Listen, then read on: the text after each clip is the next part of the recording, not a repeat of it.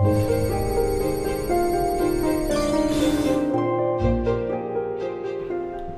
up, guys? This is KHUnlimited. Welcome to episode 5 of Shotlocked to Kingdom Hearts.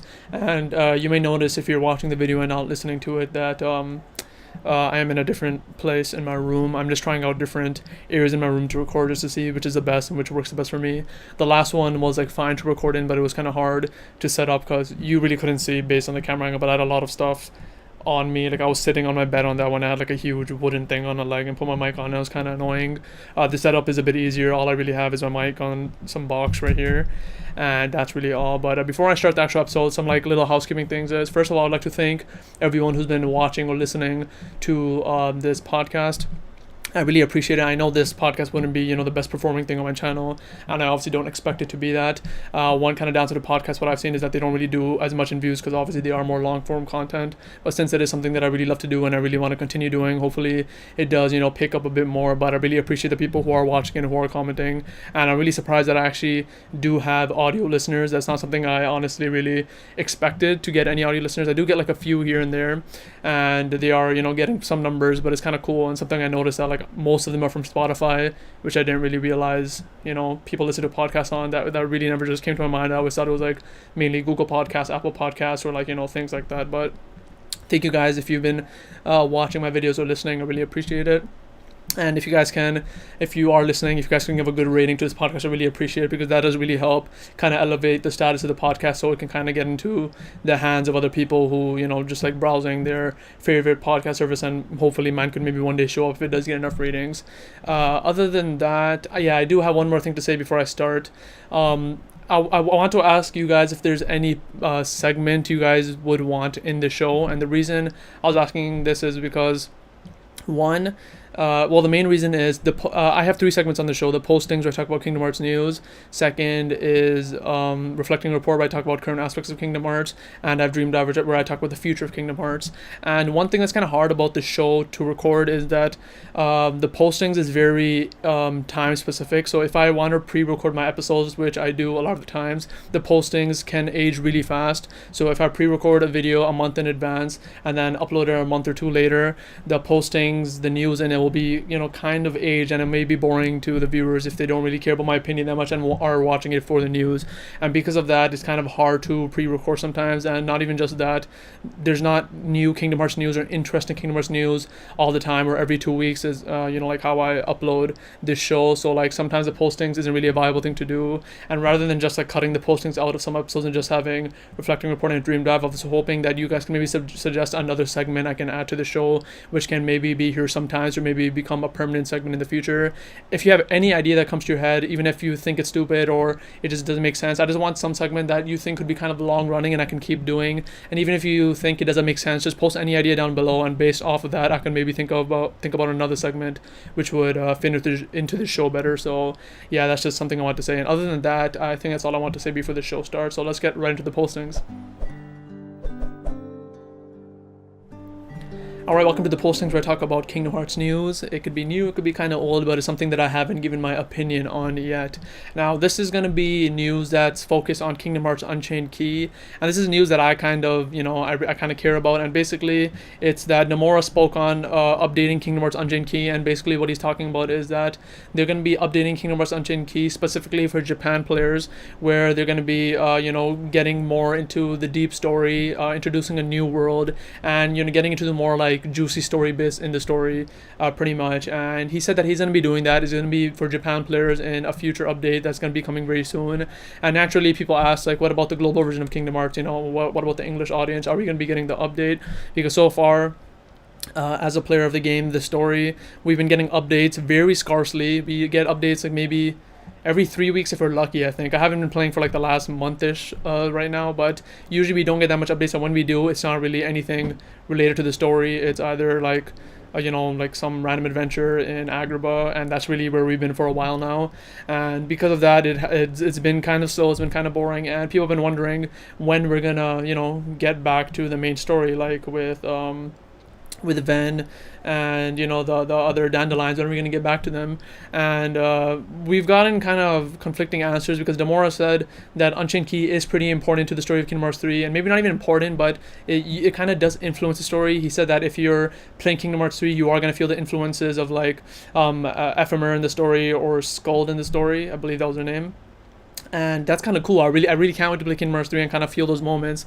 But then again, as global players, we may not even get to know that, because we're not going to get the story on time, because since the story is coming so slow, apparently someone made a chart of kind of extrapolating how often we're going to get the story, and based on that and comparing it to the Japanese version, that we're not going to get back to the main cast until after Kingdom Hearts 3, which would suck. And I'm not really the type to go online and see the Japan people story first translated, because Nomura said like every bit that is translated officially, it matters. The spelling of the names matter, and everything like that matters. And because of that, I'm me personally, I want to experience the story officially. And not only that, I want to experience it myself. One of the main reasons why I like Unchained Key so much is because of the story and playing it through myself, and I don't want to kind of spoil myself early by going through fan translated Japan version of it. So it's just really, it's just kind of a bad situation that the global players aren't going to be able to experience that before Kingdom Hearts 3. Hopefully something could change.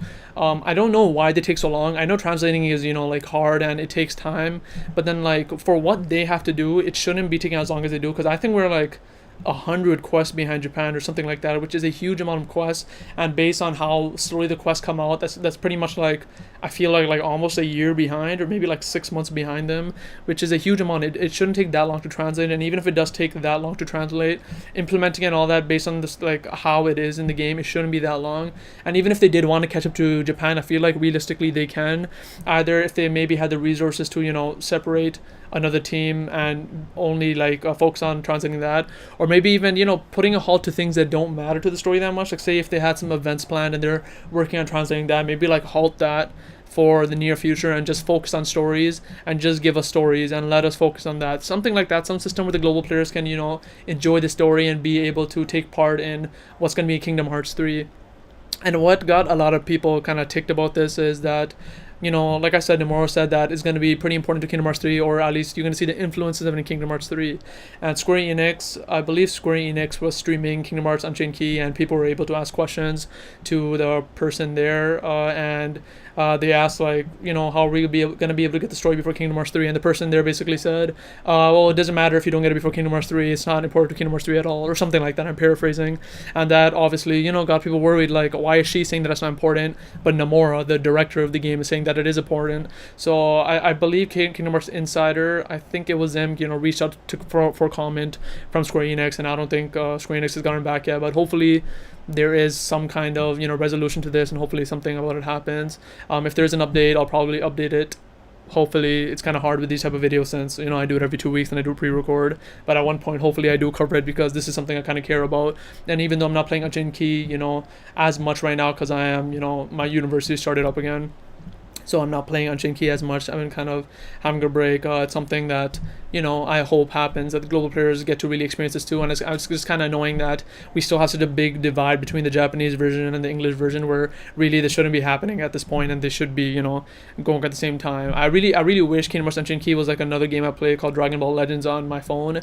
And what I love about this game is this is a new game. It came out this summer, and the best part about this game is there's literally no difference from what I know between the Japanese version and the English version. So like I follow both the Japanese and the English accounts on Twitter for the game, and like you're gonna see like the Japanese account like tweet out, oh, we're getting this new character today. Then like 5 minutes later the English account tweets out, yes, we're getting this character today. So like every time a new character is added to the Japanese version, English gets it right away. And the transitions, I guess they're just they've done it beforehand and then they announce it, and because of that we get everything at the same time as the Japanese players, and there's no difference.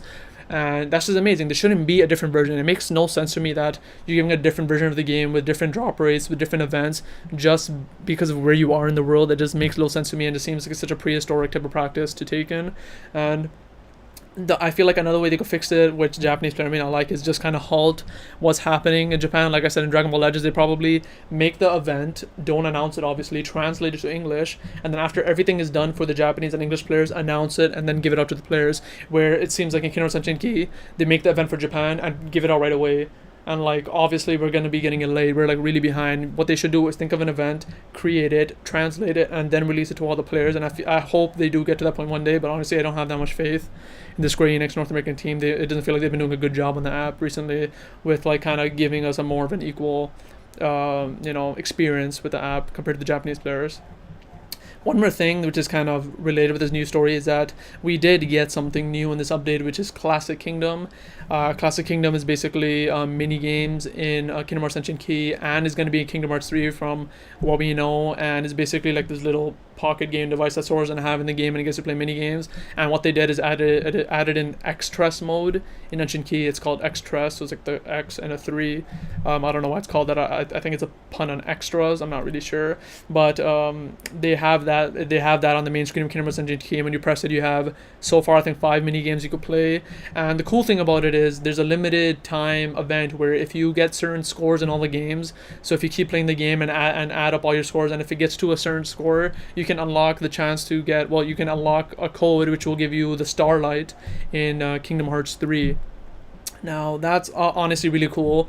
I love how the Starlight looks. I love the color scheme of it, and it's something I really want. So I came back to Kingdom Hearts Ancient Key, booted up Classic Kingdom, and I beat the challenge. So I'm going to be getting Starlight for Kingdom Hearts 3. It was honestly faster than I thought. I thought it'd be taking me to a week to a month with how much time I have, but it doesn't take that long if you kind of get a grasp of the games, of all the games, and if you kind of get decent at it. I got like decent at all of them. You could just play each of them like about 5 times and you'll get the scores that you need to unlock Starlight. So that's pretty cool. I really like this kind of promotion they're having for Kingdom Hearts 3, where you can have these extra items in Kingdom Hearts 3, and they're pretty substantial. A whole Keyblade is pretty cool. So hopefully they have more things like that. Some people may not like them if they don't play Kingdom Hearts Ancient Key. Maybe some people don't even have access to Ancient Key. I don't know if it would even be able to run on older phones, but I think it's a good idea. But hopefully they don't add anything too substantial. I wouldn't like if they added something so substantial where people who aren't able to play the game or don't play the game wouldn't be able to access it. But yeah, that's all I really want to talk about in terms of the news. Sorry if it sounded kind of ranty, because I do kind of care about this, and I just it's kind of screwy that there's still such a big difference between the North American and Japanese version. But hopefully that gap closes over time. But yeah, let's just go right into the reflecting report now. Welcome to the Reflecting Report, where I talk about a current aspect of Kingdom Hearts and kind of explain, what I like about it and how it can increase. Now, usually I have some notes that I talk off of in case I forget anything, but for this section, I literally just put one line down because I kind of rushed the notes a bit for this episode and the next episode because, again, I'm in school. I have like a shit ton of deadlines on my calendar, and I don't have that much time to write notes. I honestly shouldn't be recording right now. I have some readings to catch up on. But in the Reflecting Report, the only thing I have written down is talking about the multiplayer modes that we've had in Kingdom Hearts. And honestly, this is something I want to talk about because multiplayer has been done in Kingdom Hearts in many different ways. Oh no, my notes, they went away. So multiplayer has been done in a few ways in Kingdom Hearts, and here I've written the Mirage Arena in Birth by Sleep, and the multiplayer version in 358 over 2 days, where you can pick an organization member and, just chill with your friends, go to different missions and play. Now, people may have different opinions on how these modes were. I honestly loved both of them. I loved the online multiplayer version of the Mirage Arena. I used to play with my brother. And sorry, I think I mentioned before that I only used to have one UMD from a PSP for Birth by Sleep. So me and my brother used to play Mirage Arena and just keep switching UMDs for every mission and both play together. It was really fun. I really liked that. You can customize your armor color and play with your own color. The missions were fun. I think everything about Mirage Arena was good because it's not a multiplayer mode that's so multiplayer mode. I don't know why I say multiplier. It's not a multiplayer mode that's so substantial that takes too many resources. Like, it's not like such a big part of the game, but it's a small enough part of the game where it's pretty fun if you do want to play it, and I think it was a good chunk. And also the multiplayer mode in 358 over 2 days I really loved. Whether you like the game or not, that's your opinion. I honestly really loved 358 over 2 days, and a lot of people didn't like it. Obviously it does have its problems, but some of my best memories of Kingdom Hearts are from this game because in high school there was like 1 or 2 years where me and my friends used to we had Nintendo DS's, and what we used to do was take it to school, and we had like 5 to 8 friends, and we used to go together and play Mario Kart. And if my friend didn't have a DS, I had 3 on me, which I found like at a thrift store. So I used to bring all my DS's, give it to them, and they used to play. Then I used to take it back, and we just used to do that every day for like about a year. And sometimes all of us weren't available, and it was just me and like 2 friends. And what I did was that on all 3 of my DS's, I had one of those ROM hacked things, and I basically loaded 358 over 2 days on all of them, and basically I gave them to my friends, and we all used to play 358 over 2 days together, and honestly it was really fun. They were into Kingdom Hearts lightly, and we just went through missions, we played together, we had fun experiences. I played with my brother too a lot, and it was just really fun. Just playing that with people was just an amazing experience, and it was so cool because some of my favorite games ever are local multiplayer, or like multiplayer in general, games where you get to play with someone and they're with you in real life. I'm not a fan of multiplayer games, like across the world with someone else, like voice chatting. I'm not really into that much. But playing games where you can, the person's right there, you could talk to them, make jokes, and like laugh together. I really like games like that. So when they added something like that, 358 over 2 days, and I was with my friends playing, it was like almost a new experience to me, because Kingdom Hearts 2 is my favorite game. Kingdom Hearts is my favorite series, and since I love local multiplayer games, I've always wanted something like that in Kingdom Hearts. So the fact that I was able to have that experience, the combat of Kingdom Hearts, the mission structure of Kingdom Hearts, and just, do it with my friends, I loved it. So like, I'm really hoping something like that does come back in the future. I'm not going to go too deep into this part because I'm just supposed to be talking about the current aspect of Kingdom Hearts in this segment, but maybe I'll go through it in the future, but in a future episode. But really, I love the multiplayer modes. I'm not sure if there was anything else multiplayer in the other Kingdom Hearts games, the Mirage Arena, 358 over 2 days. I feel like there's one that I'm missing. Like, I feel like one of the games maybe might have had like a mini game that was multiplayer, which I can't remember. But like, these two modes, I think, were done very well. Something that really impressed me about 358 over 2 days was how much character selection you had. I think you had every single organization member. You had Riku. I'm pretty sure you had Sora. It felt so extensive to me, which I just loved it. And like, you actually got to play as characters you never thought you'd be able to play as. You could play as Axel, you could play as Zexion, you could play as whoever. I think you could play as Xion too, I can't remember, but it was just so good. Imagine like having a game now where you get to play as Axel with like like the graphics you have now. It'd be amazing. So hopefully they do add some kind of multiplayer back in Kingdom Hearts 3. I know like Kingdom Hearts 3 they don't plan for multiplayer, which is 100% okay for me. But if they one day have a free update, or maybe even like some kind of separate game for multiplayer, like a spin-off where they have like a separate team to work on that, I wouldn't be against it. I think it'd be pretty cool, and if they do it right, it'd be pretty fun, because these modes in Kingdom Hearts, they're pretty small, but like when you have friends to play with, it's just like a fun experience. And since Kingdom Hearts is my favorite game, I feel like these experiences are like something we don't get enough of, and hopefully we can get more in the future. But yeah, I think that's all I'll talk about this. I don't really have a lot of notes on this, like I said. I apologize for that. But yeah, that's all I really want to talk about, the multiplayer modes in Kingdom Hearts and how they were a blast, and hopefully they bring them back in the future. But other than that, let's go to the last segment, Dream Dive. Welcome to Dream Dive, where this is a segment where I talk about the future of Kingdom Hearts and I dive into it, let you know why I want it, how it can be. This one is a pretty vague one, like all my topics in Dream Dive are, and basically it's some kind of mechanic I want in Kingdom Hearts, which is reliant on your partners in Kingdom Hearts. So like, say in the Toy Story world, your partners are Buzz and Woody, and I want some kind of mechanic in Kingdom Hearts where when you use it, your partners help you in some kind of way. Now, I know we have something like this, which are the reaction commands. Like, we have Donald's in Kingdom Hearts 2, we have Donald's rocket thing, we have Goofy's whirly goof, and we have other ones with other Disney characters. But I was thinking like something more substantial. Some ideas I've written down here is that there can be something kind of like dry form-esque, where as you know, when you use dry forms in Kingdom Hearts 2, depending on the dry form, one of your party members goes away. So like, I don't remember like what they are now, but like in one of the forms, Donald goes away, another form, Goofy goes away, other forms, both of them goes away, and basically you're like, pretty much what it means is you're harnessing the power and you're using that as power. And what I thought would be cool is if they had something like that for the Disney partners in games. So say you're in Toy Story, there's like some kind of form that takes away Woody and Buzz, and then you have a new outfit kind of based on them. It could be a color scheme or whatever, and it gives you some kind of power. Again, this is very vague. I don't know how this would work at all, but again, the point of this segment is that you guys could kind of comment on your ideas and how you guys would build on it too. But that's pretty much what I was thinking, that kind of idea. It doesn't even have to be a dry form. It could maybe even be like the D-Link mechanic in Birth by Sleep, where pretty much when you're done the world, you've had a good enough friendship with the people where you get the D-Link, and then in other worlds you can use their D-Link and you get some kind of enhanced ability based on them, whatever it may be. Maybe with Buzz's D-Link you kind of have some kind of boosting thing with Sora. I don't know, like it could be like every time you hit, you maybe you have his jetpack or some shit. I'm just throwing a random crap out there, see what sticks. But like maybe with Woody, if you do something, you get another ability, and basically the longer you go in the game, you get more dealings, and based on that, you could change your style, your fight style even more. And the reason I'm saying this is because, as we know, as we've seen from Kingdom Hearts 3, the combat style is so varied in this game. You have attraction flow, you have your regular combat, obviously you have magic, you have